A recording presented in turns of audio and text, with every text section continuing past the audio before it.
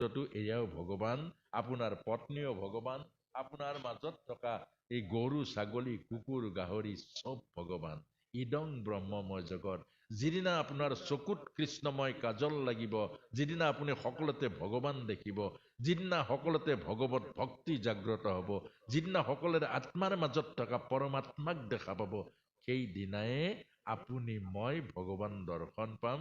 ভগৱানৰ সমস্ত প্ৰেম ভক্তি ৰাসলীলা আপোনাৰ মোৰ বুকুৰ মাজত উজলি উঠিব। এইখিনি কথাকে ৰাসলীলাৰ মাজেৰে এতিয়া শেষত গৈ ভগৱান কৃষ্ণই এখন এখন অৰণ্য কৰি ৰাসলীলাৰ বৰ্ণনা এটা কৰিছে। এইখিনিতে আৰু সমাপ্ত হ'ব আজিৰ ব্যাখ্যাটো, আৰু বাকীখিনি কামো আছে। এতিয়া এই যিটো ভগৱান কৃষ্ণই যেতিয়া সেই পঞ্চম সুৰেৰে বাঁহীত ৰাগিনী তুলিলে, এতিয়া বাঁহীটোৰ ইমান মহত্ব কি বাৰু? বাঁহীটোত গাঁঠি নাই, বাঁহীটোত গাঁঠি নাই। এইকাৰণে কৃষ্ণৰ মধুৰতা বাঁহীৰ মাজত আছে, আপোনাৰ মোৰ মাজত গাঁঠি আছে। এই শৰীৰটো আমাৰ বাঁহীয়ে, য'ৰ পৰা কথা কৈছো, প্ৰাৰ্থনা কৰিছো, গান গাইছো, কিন্তু আপোনাৰ মোৰ মাজত গাঁঠি আছে। সেইকাৰণে আপোনাৰ মোৰ মাজত কথাবোৰত ঈশ্বৰত্ব আধ্যাত্মিকতা নাই, অৰ্থাৎ আৰ্টিফিচিয়েল আছে। আপুনি মই কথা গাঁঠিৰ মাজত কওঁ, স্বাৰ্থৰ মাজত কওঁ, আত্মকেন্দ্ৰিকতাৰ মাজত কওঁ, কিন্তু বাঁহীটোৰ মাজত গাঁঠি নাই। সেইকাৰণে বাঁহীৰ মাতটো সুন্দৰ, আৰু সেইকাৰণে ভগৱান কৃষ্ণৰ হাতত বাঁহী সুশোভিত হৈছে। বাঁহীক ভগৱান কৃষ্ণৰ ৰাতুল ওঠ লগাইছে, আৰু সেইকাৰণে গোপীসকলে সুধিছিলে, বাঁহী তুমি কিমান পুণ্য কৰিছা যে ভগৱান কৃষ্ণৰ ওঠৰ পৰশ পাবলৈ তুমি সক্ষম হৈছা। তুমি এজোপা বাঁহ গছ এজোপাৰ কিমান সৌভাগ্য যে ভগৱান কৃষ্ণৰ হাতৰ পৰশ ৰাতুল ওঠৰ চুম্বন পাইছে। সেইকাৰণে গোপীসকলে খেদ কৰিছে। এতিয়া এই বাঁহী বজালে, আৰু সকলো গোপীসকল উদ্বাউল হৈ, আজি সংক্ষিপ্তকে মাত্ৰ ৰাসলীলাটো ব্যাখ্যা হৈছে, আৰু 7 দিন ভাগৱত হলে পূৰ্ণ ব্যাখ্যা হ'ব। গতিকে আমি গোটেই আজিৰ ভাগৱতটো মাত্ৰ এটা দিনত ভাগৱত ব্যাখ্যানো কিমান হ'ব?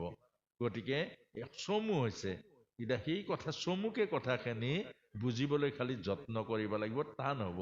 কেলে কথাখিনি বাকীখিনি আপোনালোকে আৰু কথাখিনি একদম প্ৰণালীবদ্ধভাৱে আনিবৰ কাৰণে যত্ন কৰিছো। এতিয়া ভগৱান কৃষ্ণই বাঁহী বজালে, চাৰিওফালৰ পৰা গোপী উত্ৰাৱল হৈ, কীৰ্তনত গুৰুজনাই লিখিছে, হাতৰ খাৰু কাণত পিন্ধিছে, ডিঙিৰ মণি স্বৰ্ণৰ নেপুৰ কৰি পিন্ধিছে, কাপোৰ কোনোবাই আধা লৈছে আধা নাই লোৱা, এনেকৈ দৌৰিছে, উত্ৰাৱল হৈ দৌৰিছে বাঁহীৰ মাত শুনি।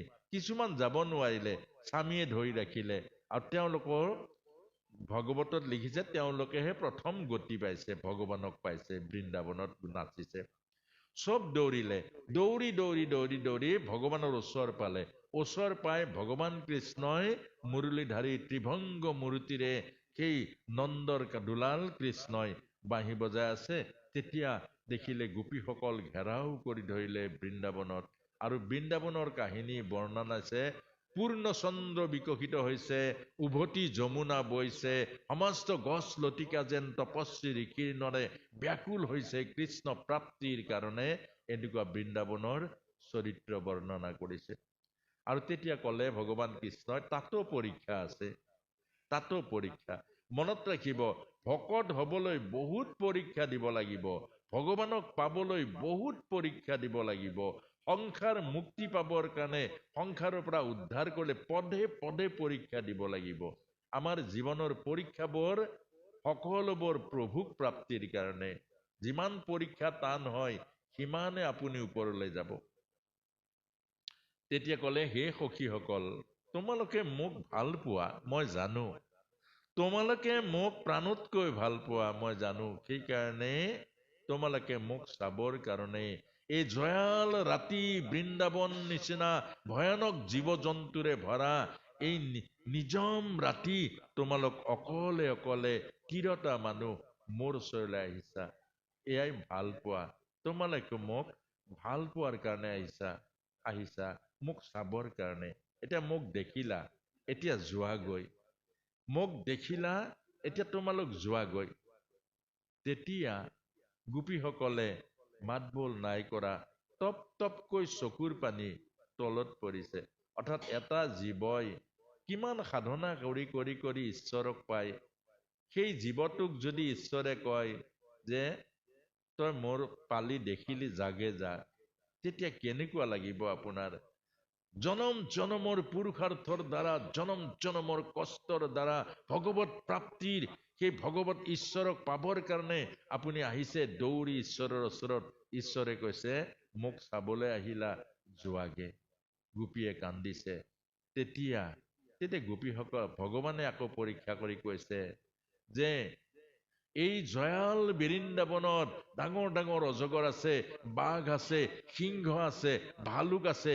তোমালোকৰ এই কোমল কোমল শৰীৰবোৰ খাই পেলাব, চিৰি পেলাব। তোমালোকে এতিয়া এই ৰাতিখন ঘৰলৈ যোৱা। তেতিয়া এজনী গোপিনীয়ে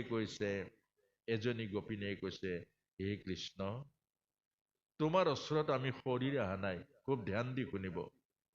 তোমাৰ ওচৰত আমি শৰীৰ অহা নাই, আত্মা আহিছো পৰমাত্মাৰ ওচৰত। অৰ্থাৎ গোপীৰ জ্ঞান আৰু বোধ হৈ গল। আগত ভগৱান কৃষ্ণৰ দেহৰূপী কৃষ্ণ বুলি ভাবিছিল, আৰু সেই দেহৰূপী কৃষ্ণৰ এতিয়া ব্ৰহ্ম কৃষ্ণ জ্ঞান হৈ গল। আৰু আগত গোপী আহিছিল নাৰী ৰূপে, তিৰতা ৰূপে, আৰু আজি গোপিনীৰ জ্ঞান হৈ গল যে আমি দেহৰূপী গোপিনী অহা নাই তোমাৰ ওচৰত, আত্মাৰূপী গোপিনী আহিছো পৰমাত্মাৰ মিলনৰ কাৰণে। ভগৱান কৃষ্ণই ৰাইট চিন দিলে, পাছ কৰিলে মোৰ পৰীক্ষাত।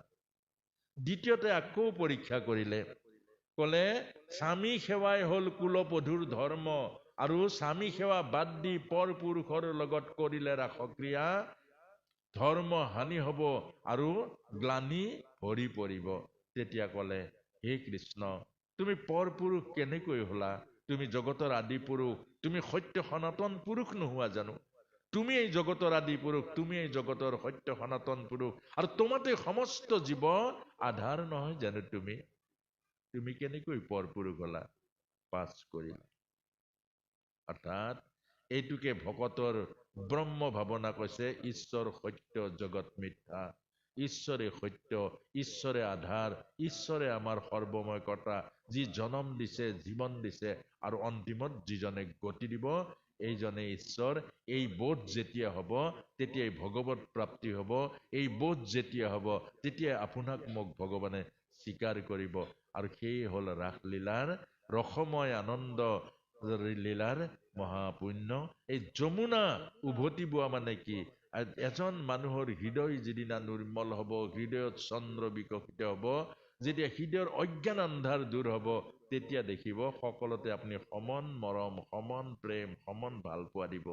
গাঁৱৰ ল'ৰা ছোৱালী আপোনাক ককা ককা বুলি মাতিছে, আপুনি নিজৰ নাতি, মোৰ নাতিত মৰমটো ৰাখে। গাঁৱৰ ল'ৰা ছোৱালী যে ককা বুলিছে, আজি আপুনি ভাল পাব নোৱাৰে, কিন্তু এদিন আপোনাৰ হৃদয়ৰ দুৱাৰ খুলি যাব। চব আপোন, চব নিজৰ, চব প্ৰভুৰ সন্তান, চব প্ৰভুৰ লগত একাত্ম হৈ যাব। সিদিনাই মহাৰাস, সিদিনাই মহা আনন্দ, সিদিনাই মহাজীৱনৰ সৌভাগ্য ঘটিব। এইখিনিকে কৈ আজিৰ শ্ৰীমদ ভাগৱতৰ আমি এটা দিনৰ আজি পৰিসমাপ্ত ঘটিছে।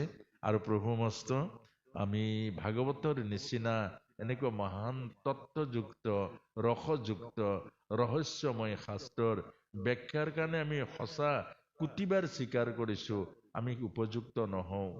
আমি এতিয়াও শ্ৰৱণৰ সৌভাগ্যকণে পোৱা নাই, কিন্তু প্ৰভুৰ ইচ্ছাত আমি জ্ঞান ভক্তি শূন্য, এতিয়াও আমি গৃহস্থী আশ্ৰমৰ মাজতে সোমাই আছো। তথাপিও আপোনাসৱৰ আজ্ঞাত, আপোনাসৱৰ সাক্ষাতত, প্ৰভু ভগৱন্তৰ কৃপাত আৰু উদ্যোক্তাসকলৰ আমাৰ প্ৰতি জনোৱা মৰম চেনেহত আমাৰ এই দায়িত্বভাগ অৰ্পণ কৰিলে আমি পালন কৰিবৰ কাৰণে যত্ন কৰিছো। গতিকে ইয়াত যদি বহৰা দুটা আপোনাসৱে জানে, এটা দিনৰ ভিতৰত, এইকণ সময়ৰ ভিতৰত এইখিনি ব্যাখ্যা আগবঢ়াই নিয়া, আৰু এতিয়া অকণমান প্ৰথম স্কন্ধই থাকি গ'ল, যদি পাঠকণকে যদি ব্যাখ্যাটো নকৰোঁ, সেইটোও মোৰ ভুল হ'ব। আৰু যদি ভাগৱত আৰম্ভ হৈছে চৰণৰ পৰা, যদি প্ৰথম স্কন্ধৰ চৰণ বন্দনা ভাগৱতৰ মহিমা বৰ্ণনাখিনি নকৰোঁ, তেতিয়াও আমাৰ অপৰাধ হ'ব। সেইকাৰণে নিয়ম মতে ভাগৱত হ'ব লাগে 7 দিন। আৰু আপোনাসবক এটা মই অনুৰোধ জনাম, আপোনাসবে এবাৰ অন্তত এবাৰ 7 দিনা অনুষ্ঠান এটা কৰক। ইমান খা খৰচাৰ কথা নাই। গধূলি গধূলি, দিনত নকৰিব। দিনত কৰ্মশালা থাকিব অলপ। গধূলি 6:30 বজাৰ পৰা 9:30 বজালৈ বা 10 বজালৈকে অনুষ্ঠানটো কৰক। আপোনাসবে যিসকল জ্ঞানৰ কাৰণে শুনিবলৈ আহে সেইসকল আহিব, যিসকলে নাহে তাতো আপত্তি নকৰিব। এবাৰ এটা অনুষ্ঠান এটা কৰকচোন। অকল আপোনাসবে সংকল্প লওক যে আমি এইবাৰ গোটেই ভাগৱতৰ জ্ঞানখিনি ল'ম। আমি অকল জ্ঞানৰ অনুষ্ঠান, আৰু বেলেগ আড়ম্বৰ নকৰিব। চাহ তামোল জলপানৰ ব্যৱস্থা নকৰিব, আৰু অকল এই ভোগ প্ৰসাদৰ ব্যৱস্থা কৰিব। যিসকল আহে আহিব, আৰু যিসকল নাহে নালাগে আহিবলৈ। এবাৰ অন্তত এই অঞ্চলটোৰ অন্তত যদি 10 জন, গাঁওখনৰ যদি 10 জনেও গোটেই ভাগৱতৰ তত্ত্বখিনি জানে, গতিকে গাঁওখনত আৰু বহুত আধ্যাত্মিকতাৰ পৰিপূৰ্ণ হ'ব, কামবোৰ সুন্দৰ হ'ব। এইখিনিকে আপোনাসবৰ ওচৰত ৰাখি, আধৰুৱা জ্ঞানটো মায়া জ্ঞান, অল্পবিদ্যা ভয়ংকৰী। জানিলে পুৰা জানক, নাজানিলে মাধৱ পুৰুষৰ নিচিনা মূৰ্খ হওক। মাধৱ পুৰুষ সেইকাৰণে মূৰ্খ হ'ল, সেইকাৰণে শংকৰ গুৰুক সেৱা কৰি গতি পালে, ভক্তিৰ পৰিপূৰ্ণতা হ'ল। আধা আধা জ্ঞানীবিলাক চব থাকি গ'ল। সেইকাৰণে অল্প বিদ্যা বৰ ভয়ংকৰী। আধা জানি আধা নাজানাটোৱে হ'ল মায়া। গতিকে এইখিনিকে আপোনাসবক জনাইছোঁ। আৰু শিৱসাগৰখন এখন ঐতিহ্যময় এখন স্থান, ইতিহাসে গৰকা এই শিৱসাগৰ। মই আগতে আজি 25 বছৰমান আগতে বহুত আহিছোঁ। শিৱসাগৰৰ লগত মোৰ বৰ সম্পৰ্ক আছে। গতিকে শিৱসাগৰৰ মাজত ভক্তি আছে, হৃদয় আছে, ভাৱনা আছে।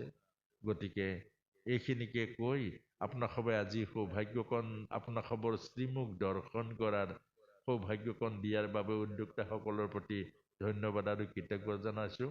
আৰু পাঠক সমষ্টৰ প্ৰতিও আমি হৃদয়ৰ পবিত্ৰ শ্ৰদ্ধা আৰু ভক্তি জনাইছোঁ যে ইমান সময় তাৰা সমষ্টে যে পাঠৰ মাজতো ইয়াত থাকি শ্ৰৱণ কৰিলে, তাৰা সমষ্টৰ প্ৰতিও কৃতজ্ঞতা আৰু সেৱা যাচিছোঁ। আৰু ভুল ত্ৰুটিবোৰ ক্ষমা বিচাৰি আপোনাসবক যিকণ সেৱা কৰাৰ দায়িত্ব দিছিলে, যিকণ সেৱা কৰিব পাৰিলোঁ, আপোনাসবে আমাক প্ৰশংসা নকৰিব। প্ৰশংসাৰ পাত্ৰ আমি নহওঁ। এয়া প্ৰভুৰ ইচ্ছা, প্ৰভুৰ কৃপাতহে এইটো সম্ভৱ হৈছে। আৰু যদি কিবা সুখ পাইছে, ভাল পাইছে, ভৱিষ্যত জীৱনত যদি কিবা উপকাৰ হয়, প্ৰভুক ধন্যবাদ দিব। কি ধন্যবাদৰ অধিকাৰী প্ৰভুহে।